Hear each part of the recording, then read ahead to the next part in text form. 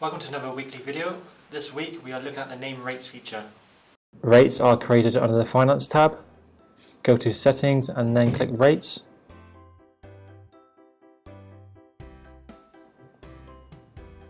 Make sure you click Charge and not Pay, and then click Add New Rate.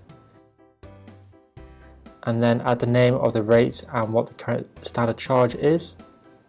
Once you have added the detail, click to save. You need to do this for all different rates that you have. At a later date, if your rates change or you do a yearly price increase, you can action that from this screen. Select the rate that needs to be uplifted, choose Uplift from the drop down and click Go.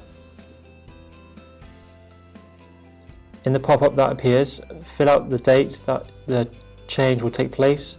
You can switch the add and multiply boxes around to suit the calculation you need to make. Once you are happy, click Uplift. If you click the rate history box, you can see all changes that have taken place or are due to take place. Thanks for watching. Don't forget to like, subscribe and follow all our social media platforms.